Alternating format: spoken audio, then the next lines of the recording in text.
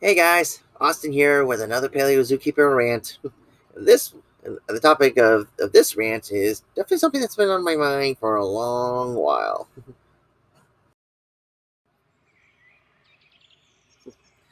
This is a thought that's been on my mind for a long time, for several years. It just didn't really give it, but it only really kicked in until several weeks ago, or last month really. Some of you might have seen the Gaming Beaver, a YouTuber that plays multiple games, especially Jurassic Park games. I've watched this stuff from time to time. And last month, he did one little experiment that I really liked, and it was really fascinating. Like he basically had the dinosaurs in the Isla Sorna ecology and see how it goes. Personally, I would make some alterations here and there, like using the uh, the canon InGens list, but that's just me. But what he did was still pretty good and brought something very fascinating. Like it could be just game mechanics and not how real ecology works, but the ecology does work pretty well, pretty similar. And we, he, and as much of many of us thought, it's going to be carnivores, wipe out the herbivores, and they'll starve. It turned out to be the opposite. While the populations did rise for a while, it dropped when all the easy prey was gone, and all that's left was like a Triceratops and Stegosaurus. I mean, there was pteranodons too, but they're not big. They're not much in the story. And since they had to fight these guys, pretty much their carnivore populations were pretty much wiped out, leaving only the herbivores. And that kind of triggered something in my mind that might be an actual issue in a resurrecting dinosaur scenario. Like, what if we did have an island or an isolated area that is that has a population of the large herbivorous dinosaurs like Triceratops and Stegosaurus, obviously, and the sauropods, the large hadrosaurs, and so forth. What if they were resurrected, and how do we manage their populations? I mean, I know there are the smaller varieties from like the little copies to Pachycephalosaurus. Modern day predators can be able to take those guys on pretty easily. But what about the large one? Like, how do we take care of that? I mean, I know that one way that could be done more efficiently is culling operations or trophy hunting. Now, obviously, these are not very popular options. Like culling operations for elephants in Africa is not always popular and tend to have some consequences. And trophy hunting is, of course, many people crucify hunters for even posting the photos. And stuff like this has been attempted to deal with invasive species around the world. Like one time, a hippo in Colombia was shot because it was harassing farmers, and it was even a carrier of diseases, so it needed to be put down. But unfortunately, with a bad photo later, the public went crazy, and hunting was not. The government was forced not to do any hunting, and even to the point that animal rights activists have made gave like those hippos personhood here in the United States. But what does that got to do with Colombia? I have no idea.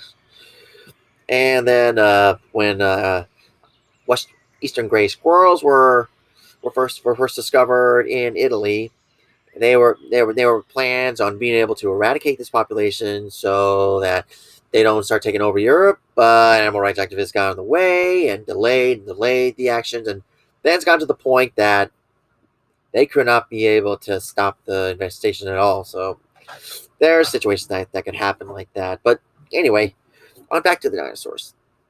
Now, well, if we do have a situation where we have these large herbivorous dinosaurs resurrected, but we cannot be able to bring back the theropods, the large theropods like T Rex, Allosaurus, or even the smaller ones that could hunt the larger ones like the raptors, for example. How do we do that? And like basically like if we can't be able to resurrect the predators by either it's technology's laws or there's bureaucracy going on, politics, that kind of stuff. But we also cannot do any calling operations or trophy hunting to be able to control the numbers for reasons you already figured. Then that means that the only option that we got, other than let them starve, is to be able to have modern day predators to hunt them. Now, this is where it gets interesting. What predators in the modern world could be able to hunt these dinosaurs? Let's do a little overview. Dinosaurs are well known for being the largest animals that have ever lived. Now, while this is definitely is true, there's a little more to it than that. The whole family of dinosaurs, on size and weight, are more diverse than people often think. Let's start with the ornithopod dinosaurs. For example, Drysaurus is a very small dinosaur, about the size of a goat or a small deer. So definitely within the range of what modern predators can hunt today. Now, mind you, ornithopods come in all shapes and sizes. Some are still pretty small, medium sized, but others are also pretty big. And there are hadrosaurs that are big. Some are about as big as elephants, some are even bigger. There's even species that rival the size of T-Rex or even bigger than T-Rex. In fact, even the Monosaurus, when fully grown, they will reach as big or bigger than T-Rex. But there are, in fact, dwarf varieties of these larger hadrosaurs, especially dwarf island species, such as this species, Te- Tethyceratus, I hope I pronounced that correctly, and Telemontosaurus. And these guys are pretty much as big as cows. So basically within the range of modern predators. Now, just because the social popular media often depicts the hadrosaurs as defenseless prey animals. Even the video games pretty much show it like that most of the time. But hadrosaurs are not as much pushovers as you would think. I mean, granted, they don't have horns, spikes, club tails, that sort of thing. That would definitely make them impervious. But they can still fight. I mean, the big ones definitely have their masks. Definitely no doubt about that. But even the smaller ones can have some bit of a good fight. Like they still got that big tail they can still swap at a modern day predator. They can even kick modern day predator. And while it's not exactly proven yet, they probably could use their beaks that normally used for tough vegetation bite to bite a modern predator. Like I can imagine them like biting a lion if push comes to shove. And of course, there's the famous iguanodon with the thumb spikes that they can just use that smack a jumping tiger if the opportunity presents, if it needs to be. So while they definitely are considerably easier than most of the other dinosaurs, they're not completely defenseless. So the predators will still have to make some work with them.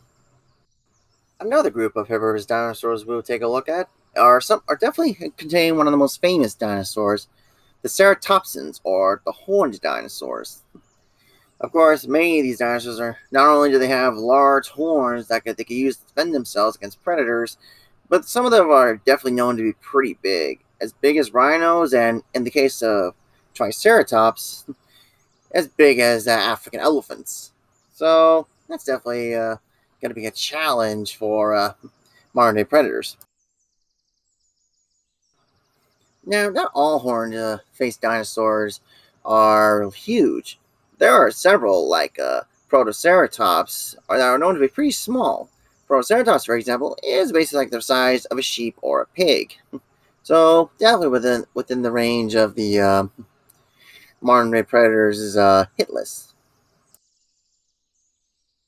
But of course, Triceratops, which is basically as big and as heavy as an African elephant, would definitely be one tough contender deal with.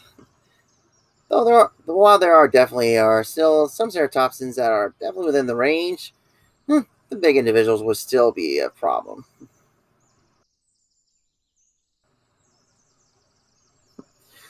Along with their size and their horns, there are some other things that would definitely make a ceratopsian pretty tough for most modern day large predators to be able to get them. It'll be hard. It'll be pretty hard for them to get a throat grip, which while they're small, they definitely could be able to do that. But getting a throat grip will be tough. And that frill, while not always, well, it's often said. It's often recently learned that frills aren't always really good to deal with predators. They can still be a hindrance for like big cats, for example, to be able to go for the back of the neck or anything like that. And and even if they would try to do a bite on the nose, which is sometimes big cats would do, that nasal horn is going to make it tough for them to be able to take a grip on it. So there definitely are challenges for a lot of modern day predators to deal with the ceratopsians. Now, as of this recording, there is one group of dinosaurs that are very closely related to the ceratopsians. That all the individuals are within the range of being prey to modern day predators, and that is the Pachysauruses. And especially since the largest member of Pachycephalosaurus, well, Pachycephalosaurus is itself, Wyomingus, it's basically not too big. I mean, it's definitely big, but it's pretty big for modern mammal standards, but not to the point that it would be make it completely immune to like a pride of lions or anything like that. And basically like the size of a bison or basically a cow. And again, this is definitely within the range of modern predator prey. And all the other ceratopsin, Pachycephalosaurs, are much smaller, size of goats or even smaller. So the whole family, I can definitely say with confidence that the whole family of Pachycephalosauruses would definitely be within modern day predators' hunting range. Now, mind you, their dome heads are would definitely be a pretty decent deterrent against some predators, but we've seen a lot of free prides of lions hunt Cape buffalo, and mountain lions would hunt bighorn sheep. So it's not a complete deterrent.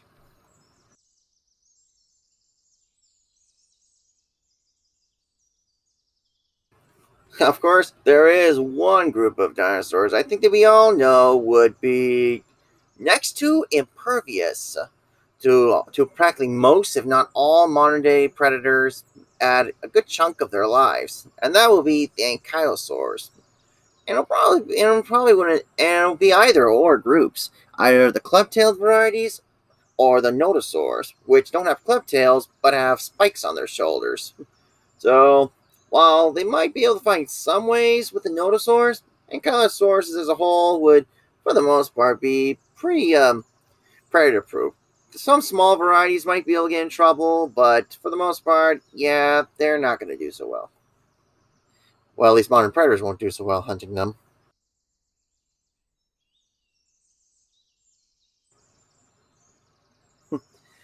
Another dinosaur group we will look at are probably the famous Stegosauruses. Now, while they're not as armored and defensive as ankylosaurs are, they are still going to be quite a unique challenge for modern day predators in more ways than one. I think that we all can agree that the Stegosaurus or at least the whole family's main weapons are their Thagomisers. And this, along with the club tails of the ankylosaurs and tails of several other dinosaurs, would definitely be a very unique weapon for modern day predators to deal with. The majority of mammalian prey, if not all of them, don't have tails that they use for defense. The only living animals that use their tails as defense that most large modern predators would contend with are crocodiles.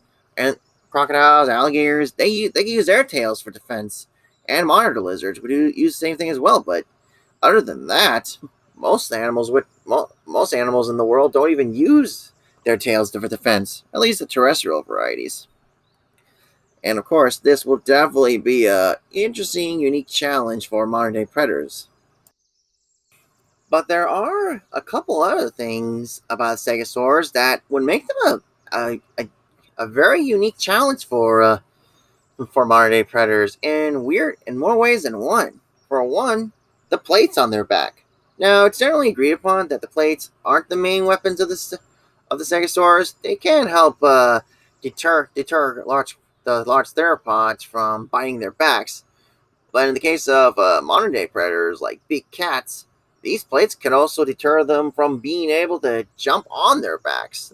So that would definitely make it pretty hard for them to be able to jump onto their backs to weigh them down and such. Another another unique challenge that modern day predators would have with stegosaurs that I don't really think about is that stegosaurs actually have armored throats.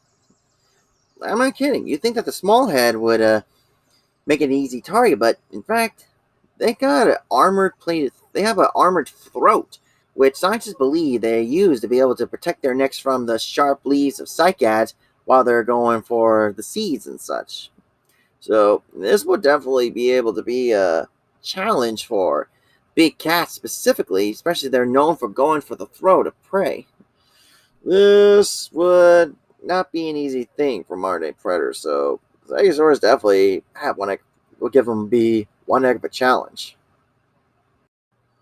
And of course, there are the sauropods, the largest, the largest land animals that ever have lived on Earth. The only animals that come close to this size today would be the whales. And it goes without saying, for a good chunk of the part, most of these sauropods, when fully grown, are pretty much invincible toward are pretty much invincible towards most modern day predators, if not all of them. Of course, with sauropods and honestly with all of the giant dinosaurs, there is a workaround. They're not big all the time. They all start out small. Their eggs and their younglings are very vulnerable. As one could obviously expect, many animals would definitely make a meal out of dinosaur eggs and enjoy it with gusto. And of course, if the mothers could be avoided, the young could be a great meal for a lot of varieties of large, medium, and small predators. And of course, whenever these large dinosaurs die, what other natural causes or so on, their large carcasses would make a really good meal for a lot of large predators and scavengers that will last them for weeks or months. So there is definitely that. Of course, not all sauropodomorphs or kin are all big. Some, like the prosauropods, are pretty small, like Volcanodon. Sorry, getting these names mixed up sometimes. They're known to be pretty small. I mean, some of them can be pretty big, but they can still be pretty doable for modern predators. And there are even island dwarf variants of the larger sauropods, like Europasaurus, who is an island dwarf that is pretty small and probably about the same size and weight, if not smaller, than a giraffe. So I could definitely see modern predators doing all right with this type of sauropod. And and let's not forget, we have a couple of oddballs in the large herbivorous dinosaur category. One of them is Therizinosaurs, or the scythe lizards. Of course, Therizinosaur itself is pretty massive, and obviously would definitely be one heck of a challenge for any modern day predator, except for possibly the young ones. But of course, not all of them are pretty big. Some, like this one here, are pretty small. This species in particular is about the size of like a sheep. So it's definitely doable for modern day predators. But of course, just like the big ones, they got those claws and they will not be afraid to use them. And of course, another oddball, our final oddball to mention here is Gigantoraptor, a giant oviraptor that is pretty massive compared to your typical little egg thieves that you're used to seeing in the movies as a kid. And instead of going for eggs, they're most likely going after fibrous plants with their strong beaks, with occasionally going after invertebrates and small vertebrates every now and then. And of course, with them being this big and them having that wicked beak, they would definitely not be an easy target for modern day predators. Oh, I almost forgot. The ornithomimids will also be an interesting meal choice for the modern day predators as well. A good chunk of them, most of them even, are around the same size as modern day reptiles like ostriches and emus. So they're definitely within the range of a lot of modern day predators. Very much so. They got their speed going for them, so they don't get too hunted down. So there's that. But of course, just like with any family, there are some really big ones. The biggest of the ornithomimids is Dinosaurus, or the terrible claws. For the longest time, they thought their long arms with nasty looking claws were thought to be from a predator, but they're basically a herbivorous animal that lives kind of like a giant moose. And of course, as you can see in this chart, 4 meters tall, these animals are definitely pretty big, and best be vulnerable for modern day predators when their eggs are young.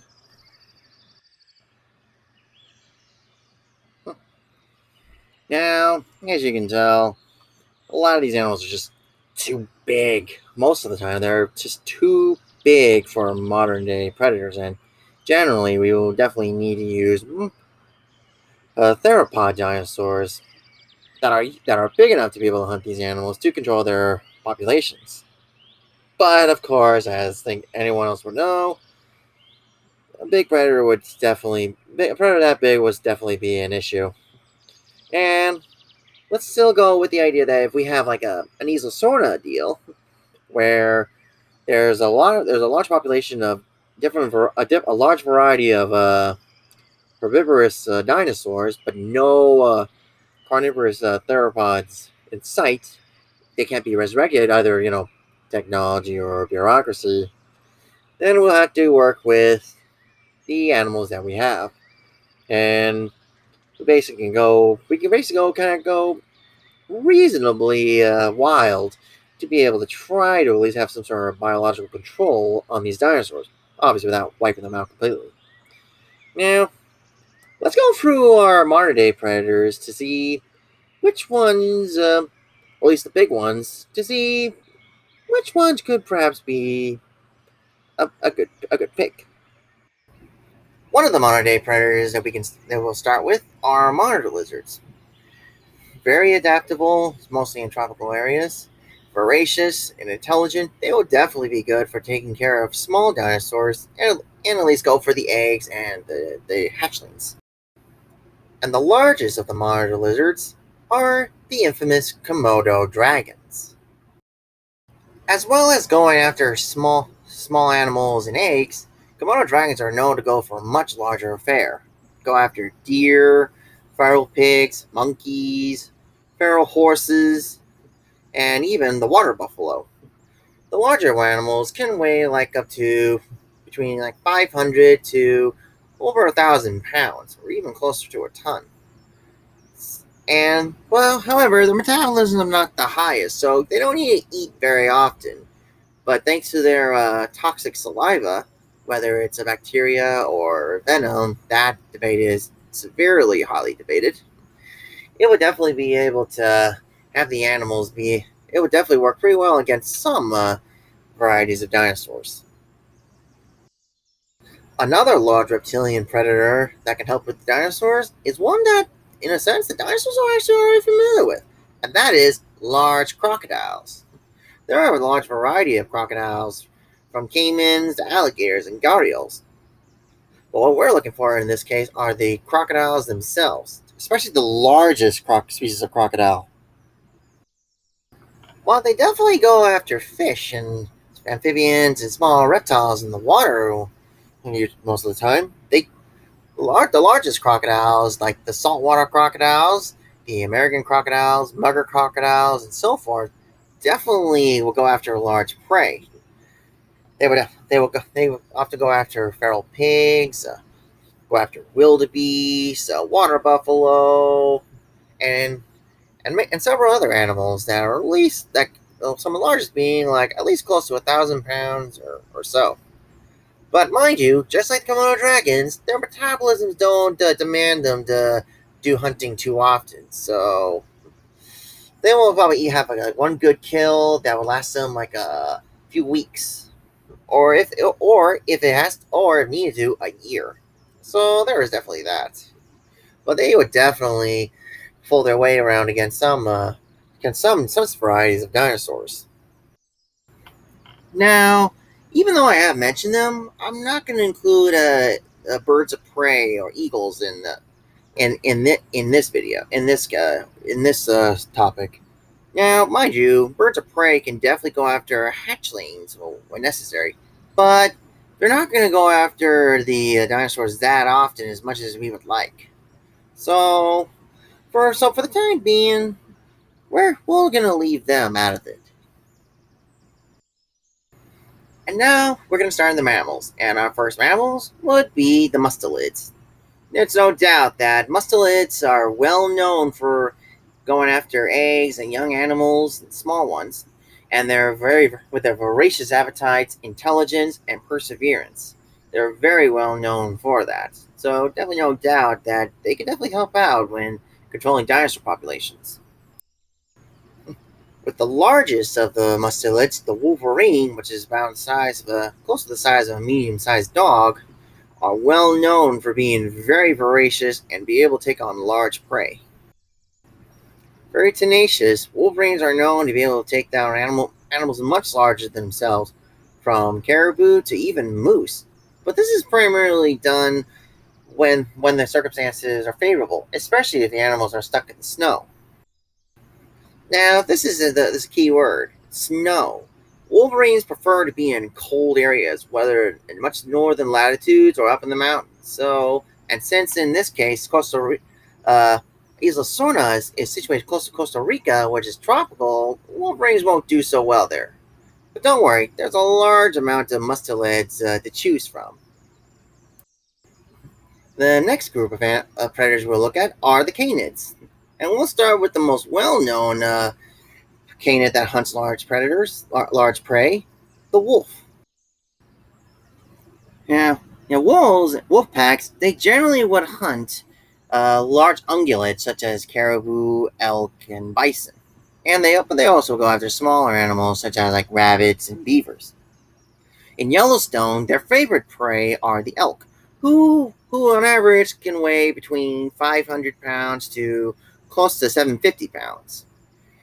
And and sometimes, while not as commonly, they also would go after bison too, who would weigh around 1,000 pounds or more. The hunting strategy of the wolf and other canids and hunting packs is to basically tire the animal down. They will they will get the herd running, and as they run, they will use their endurance to basically exhaust the animal. These chases can go on for 20 miles. When the weakest individual of the herd gets tired, the wolves will go after that. They will either just go dive in and just bite and pull it down, or if the animal still has some fight in it, they will circle it and tease it, prod it, and be able to get it to be weakened. This is basically a strategy that's been seen in Yellowstone of them doing on wolves, and those type of standoffs can last for days. And and this could definitely work on a good amount of the dinosaurs, especially the small and young ones. A lesser known relative of the wolf is the dhole, also known as the whistling dogs. They are very successful hunters back in the subcontinent of India and in other places in Asia. Known to be more organized and more successful in hunting than gray wolves are, dholes are known to be able to go after an immense amount of prey. Normally deer and antelope, but they've even been known to go after water buffalo and the gar, the largest species of bovine in the world, which weighs just over a ton. But the most organized and most successful canine in terms of teamwork and hunting is the African hunting or painted dog. The African hunting dog have strong social bonds, stronger than those of lions and spotted hyenas. It lives in permanent packs from of 2 to 27 adults and yearling pups. Larger packs have been observed, and temporary aggregations of hundreds of individuals may have gathered in response to the seasonal migration of the vast herds in southern Africa. With this in mind, hunting dogs could be able to do this with the dinosaurs as well. Generally, the hunting dogs are specialized into hunting medium-sized antelope, but there are packs that specialize in zebra and would even hunt young Cape buffalo on occasion. They are immensely intelligent when they hunt, even using the environment, man-made or natural, to increase the success of their hunts, which are generally between 60 to 90% successful. Another group of carnivorans that we can use that are closely related to the canines are the bears. And bears are, while they're generally more omnivorous, they can definitely help out with the dinosaurs in terms of eggs and offspring. Polar bears, being the largest land predator living today, can definitely be able to take out some decently sized dinosaurs close to its weight class or close to its weight class. But remember, these guys prefer the snow, and since we're taking this is taking place in Costa Rica, this will not go. This is not the reboot of Lost after all. A closer relative of the polar bear that might be better to take consideration is the grizzly bear, or also known as the brown bear. They deal with warmer conditions than polar bears do, and while omnivorous, they would go after meat prey every now and then. In Yellowstone, grizzly bears are often known to be able to go after buffalo calves when the opportunity presents itself. So this does make them pretty proper predators. But mind you, this is taking place in Costa Rica, where it's hot and humid. And the furthest south any bear has gone to is the Mexican grizzly bear. Only those guys prefer mountainous areas. While it's warm and dry, still not humid enough. So grizzly bears are probably not the best ones to go for. The third and final bear that's native to the Americas, I think would be a better thing to go for, is the American black bear. Now I know what you guys are thinking. Austin, these guys are pretty small and skittish. They won't be able to really be good predators. Well, that's when you're wrong. As mentioned before, black bears would definitely go after eggs very nicely, and they will have to go after the hatchlings very nicely as well. But also, black bears in Newfoundland have been known to be able to learn how to go after the introduced moose, calves, and even old and sick animals as well. So black bears are pretty good hunters when they need to be.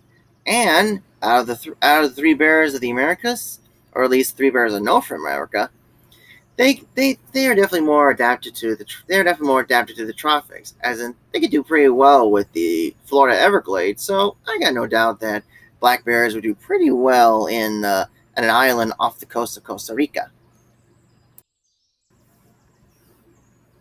Uh, Now I know many of you who are bear savvy saying, Austin, those aren't the only three bears in the Americas. And you're right. We do have another bear, the Andean or speckled bear. But I chose to exclude that one because, one, it's even smaller, and two, they have a more herbivorous diet than the other bears. I mean, even though they would go for meat on occasion, sometimes they go after livestock on occasion, they're more of a herbivorous bear than the other bears in the Americas. And there are other bears around the world, but they're generally very small, like the sun bear, and while the Asiatic black bear can definitely work, going for a black bear in North America is probably more doable. And then there's the sloth bear, which which are more termite specialists. They could go after eggs when and even hatchlings when needed, but they rather prefer to go after insects more so. So I think the American black bear is probably a better option. And mind you, I'll get to all my top options close to the end of the video. Now, before we get to the big cats that I'm pretty sure many of you are dying to go for, I'll go for their bizarre relative first, hyenas, or in this case, and specifically the spotted hyena. Strong, powerful, ha- gifted in endurance, and able to have cooperative and be able to have cooperative behavior that beats chimpanzees. Spotted hyenas are pretty impressive predators. Then they're not the lowly cowardly scavengers we often think of them as they are. Hyenas can definitely pull their own weight around, going after antelope, zebra, wildebeest, Cape buffalo, and sometimes even going after elephant calves, ostrich eggs, whenever the opportunity presents itself. These guys are immensely opportunistic, and their large clans can definitely do a good amount of damage on on a lot of varieties of dinosaurs. There's no doubt about that. With their powerful jaws able to chew through giraffe and elephant bone, and even more powerful stomachs able to digest the bones properly, spotted hyenas would definitely be pretty good predators for the dinosaurs. From nests, hatchlings, small species, and even juveniles and small adults, as long as their clan numbers are high enough. Hmm. Now we're going to get into big cats. Now, big cats, wherever they generally are the apex predators of their ecosystem. Tigers, leopards in Asia, lions of Africa, mountain lions, jaguars of the Americas. Though, in short, they're definitely very capable predators. But even though they're related, each one of them has their own unique hunting skill or trait going for them. And this can definitely make the difference between life and death, and especially being good hunters of dinosaurs or not. Let's start with probably one of the most adaptable big cats of them all, known as the mountain lion, puma, catamount, panther, and other names. The puma concolor is definitely an impressive cat. Mountain lions have been known to be extremely adaptable, as I said earlier, from the southern part of Alaska, throughout the Rocky Mountains, the Everglades of Florida, the Amazon rainforest, to the southern cold tip of South America, and hunting things from insects to raccoons, rabbits, birds, deer, and even feral horses on some locations. Mountain lions are immensely adaptable. Another big cat that is immensely adaptable, arguably even more so than the mountain lion, are the leopards. Ranging from Africa to the Middle East to Asia, even to the colder parts of Siberia, leopards are immensely adaptable, both in habitat and in diet, going from rodents to fish, monkeys, deer, antelope, several other species of rodents, and so on. These cats are pretty powerful, even more powerful than the mountain lion. So they would definitely do pretty well. Although, even though they would definitely go after young dinosaurs and small species, even they have their limits and rather go for small, especially when there's other predators around. Now, as we go up, the next big cat, I think, would actually have a pretty impressive skill set that would set it apart from the big cats from earlier and even the later big cats we'll talk about. And it's not too far away from where Easelsorna would be, and that is the jaguar. Third largest big cat in the world. It has a unique trick that I think would definitely be make it an efficient predator not just for the smaller species of dinosaurs, but even for young dinosaurs and even certain species of dinosaurs. Jaguars have the strongest bite forces of any big cat living today. Even the larger lions and tigers, even their bite forces pale compared to the jaguar. With these powerful jaws, jaguars can be able to crack open turtle and tortoise shells doing lean times, like as if they're just canned food and its jaws are the can opener. And this makes them be able not only be able to take on prey animals that are larger than themselves, but they are the only big cat in the world that would kill their prey by biting them through the skull, out of all things. So this definitely makes them an impressive cat. Oh, now, as you can tell, the jaguar is an immensely powerful big cat. So much so that I think the jaguar would be very good in going after certain species of dinosaurs in particular. And those would be A, the ankylosaur.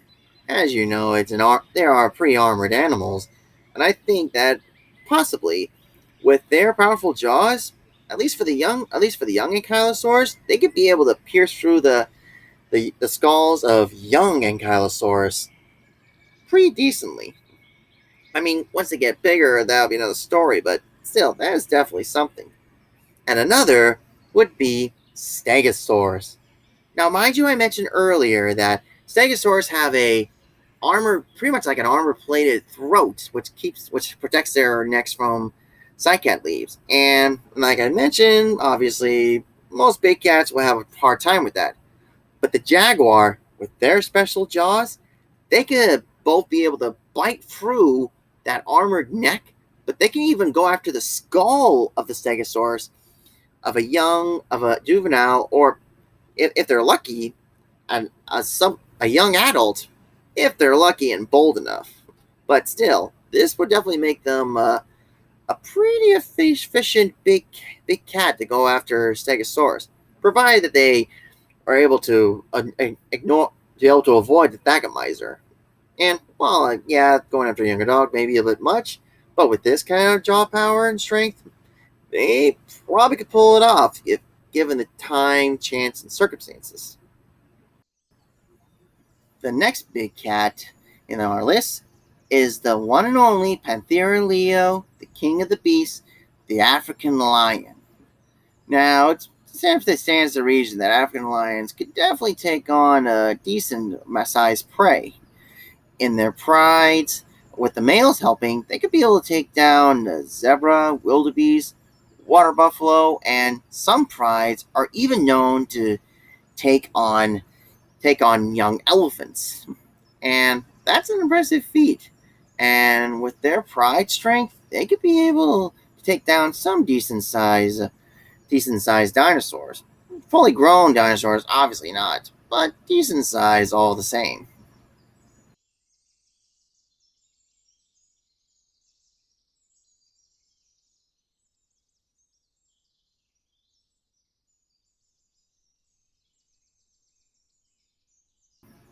But mind you, since a lion's hunt's success rate is about 10%, they won't mind scavenging, and they've even been known to steal kills from spotted hyena clans. So there is definitely that. But African lion prides can definitely be very successful predators on decently sized dinosaurs. Now, the last but certainly not least big cat that could definitely be a good use for hunting dinosaurs is the tiger. From the hot humid jungles of India to the cold boreal forests of Siberia, tigers are the apex predator of their range. From hunting crocodiles, deer, antelope, water buffaloes, gar, banteng, young rhinos, young elephants, moose. They could definitely they could definitely hunt a good amount of large prey and adaptable from like I said, from snowy forests to hot humid jungles. They could definitely do pretty well. But unlike lions, they hunt alone, so they don't want to take the risk of hunting larger prey as often enough as at least as much as we would like when it comes to the dinosaurs. But they are definitely pretty good pet predators by far. Hmm. Now that we've gotten all these modern day predators, now we gotta choose them. Now I said them. Now, if there's anyone who took ecology lessons can tell you is that there's no one silver bullet for that big of an ecosystem. I mean, I know there are like cascade effects, but that's a different story. For this, we're going to need a menagerie of different predators to be able to help to control the populations of this of Ezosorna in this hypothetical scenario. But which ones is might be tricky, for not just so they could be able to do well in the warm environment of Ezosorna, but there's also consideration to the environment itself and the surrounding environment, which means that in case of animals that could potentially be able to swim, fly, or float to the mainland is definitely something to consider. So, with mustelids, for example, we will definitely need to only use mustelids that are found in mainland Costa Rica so they don't cause any ecological issues if they're not already on the island, like grisson, which is a mustelid that is known to live in Latin America, especially in Costa Rica. They can help out with small animals and the eggs. So there's that. Reptiles. Reptiles are going to be tricky. With monitor lizards, you do not want a monitor lizard to accidentally come some driftwood and float to Costa Rica and become an invasive species there.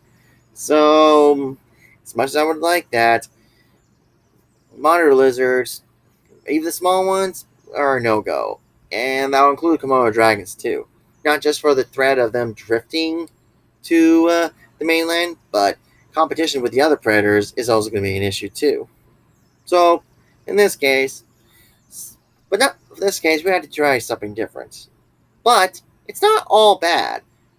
Crocodiles, we've already got the American crocodile in Latin America. So we could use American crocodiles, which are significantly big enough to be able to take on some decent sized dinosaurs. We could be able to bring them into Esosaurus to hunt these dinosaurs. And considering they are endangered species, this can actually go pretty well for them. And well, we talked about the mustelids already. Now for canids, in one way this was tricky because we wanted to be able to get the large prey animals successfully. But what if you want to do successfully? The African painted or hunting dog is definitely a good one because they're already adapted to a warm area like that, and they're accustomed to going after large prey. But the same way, the dole is also known for that as well. So in the canine section, we can go to either the dole or the African hunting dog. I personally would go after a hunting dog for the hunting success, or I could go for the dole for them having similar success and also adapted to a human environment. But I'll let you guys decide on that one. Now for bears, I think it's kind of already obvious that I'm with the American black bear. They are already adaptable to hot humid conditions, and while they're omnivores, they're known they could go for eggs and the hatchlings, and and if they feel threatened, they can scurry up the trees to get away from danger. So there's definitely that. And of course, the spotted hyenas would definitely be a good animal to have. They're smart, they're powerful, they got good endurance, they got powerful jaws, which make them effective from going from eggs to juveniles and even young adult dinosaurs. So, spotted hyenas are definitely one to go for. Now, for big cats, while leopards and mountain lions are very adaptable, we want cats that could be able to get on the bigger animals relatively more often. So, for these big cats, I'm going to choose the jaguar and the lion. Now, As you know, as I mentioned before, the jaguar is immensely powerful, and thanks to their unique, powerful jaws, they could be able to do pretty well on some dinosaurs, especially for like Stegosaurus. And lions, they hunt in prides. They could be able to use their numbers to be able to pull down and wrestle down the small the good decent sized dinosaurs. So there was definitely that. Now I'm pretty sure you're saying, Austin, what about the tigers? Well, I'm kind of iffy on the tigers since tigers there are definitely jungles in Isosorna, and tigers can definitely take on some large prey pretty well. But I am concerned for ecology. While the island is decently big, it's still small, and while these large prey animals can definitely sustain these large predators, still gotta work with how they're gonna work with each other. Now, there definitely has been historical accounts where lions and tigers have lived together in the same ecologies and were able to live together properly, especially in India, where we got the Asiatic lions and the Bengal tigers at one time, if not still, living in the same ecology. Now, when we put these predators together, they could be able to niche partition. They could specialize on some prey over others and go on from there. So I would definitely say that overall, the American crocodile, a dhole, or the painted dog, American black bears, spotted hyena, jaguars, African lions, and if it could work, possible Bengal or Sumatran tigers to be able to bring to Isla Sorna to help control the populations. Now, while they definitely would do well, I think they would need a little bit of help, and I am going to cheat a little bit and include one more animal that I think would help these large predators to be able to control help control the dinosaurs, and not only help with controlling them, but making some individual dinosaurs of certain sizes weaker for these predators, so that they can be able to go at them more often. And this is an animal that's not a big predator; it's a pretty small one, and it's one that's native to Latin America. So, and I think it's one animal that would do great for for living with these dinosaurs. And the proposed little menace is the common vampire bat. Now, I know what you guys are saying. Really? A little vampire bat do use this? Now, hear me out. When vampire bats might not be much, but they could be a pretty devastating force against the dinosaurs. With them, when the Spanish conquistadors came about with their cattle and other livestock, they complained that the vampire bats just dive right into their livestock and pretty much made them pretty weak with them constantly lapping up their blood.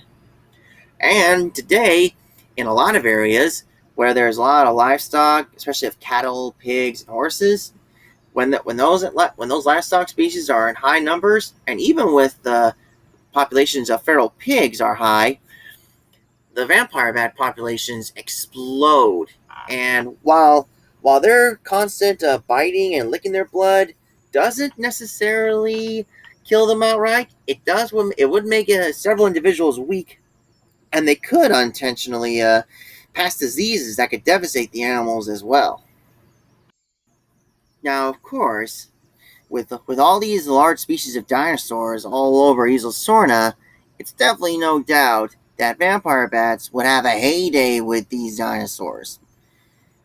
While they while they probably wouldn't exactly make a major toll on the population, probably they would definitely be able to make individual dinosaurs become weaker to the point that they could become easier prey for the large predators that I mentioned earlier.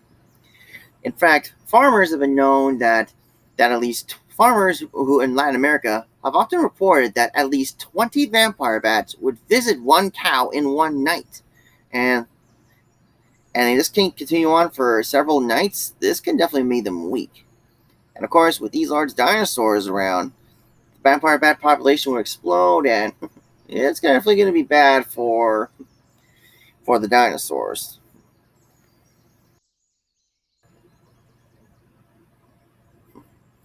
Now, mind you, this is my theory and my idea that if we have an island of Isasorna of a large number of these large herbivorous dinosaurs, and we have no theropods to control them, these are the modern predators I would choose to control the populations of these dinosaurs.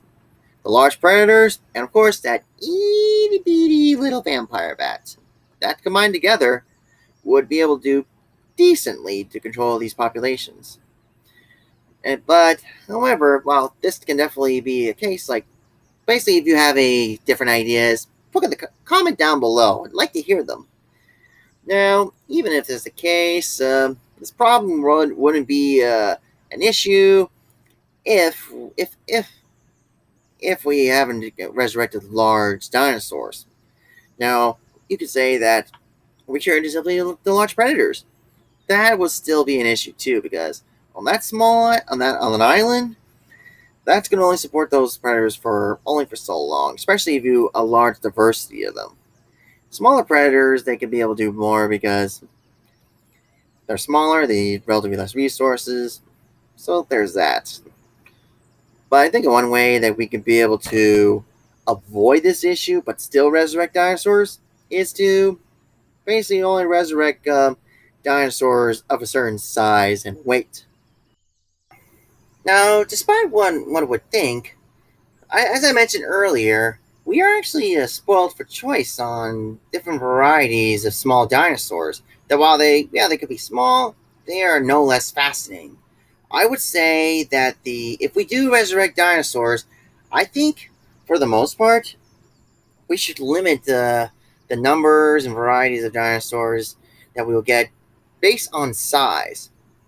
Like, if we want to be able to have dinosaurs that have large breeding populations, I think the ones that we should go for is basically have them be no bigger than a ton in weight. From my research on looking on modern day predators, and as I even mentioned in one of my previous videos, my Paleo-Vader videos on Apatosaurus in the redwoods, I would definitely say that once they get past the 1 ton, that's when the possibility of predatory mammals and other predators of today would be able to successfully hunt large herbivores down. That once they get past the ton, it becomes less and less likely. Below that, they could be able to be hunted. So, while I would definitely love to see the larger species of dinosaurs, we got to keep those guys' numbers in check and their breedings extremely controlled. So we don't want them getting out and naturalizing themselves. And any that do, we have to make sure they're at least at a size where they're manageable, like either that native predators can hunt them, or that even some regular people can be able to round them up without a lot of expensive equipment. Like, especially when you deal with like hadrosaurs as big as cows, you can just get some cowboys on horses or motorcycles, and you can herd them into a corral that's perfect for horses and cattle.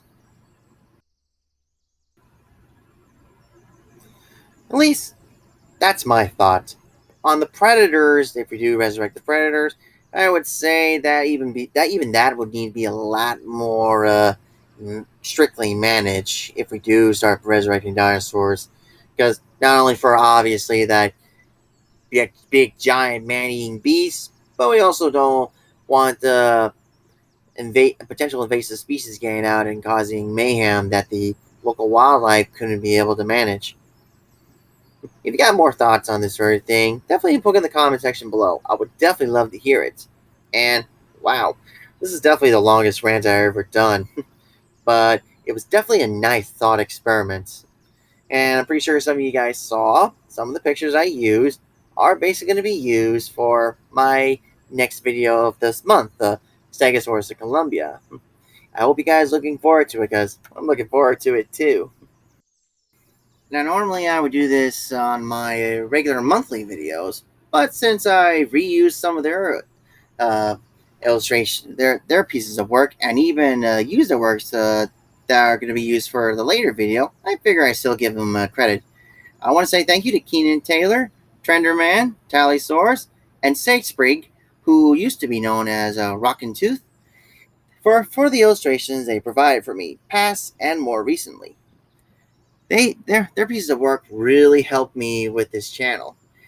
And I will send the links to their description to their DeviantArt pages in the description box down below, in case you want to check out their pieces of art or have them work for you. Give them all the support they need, because they definitely deserve it.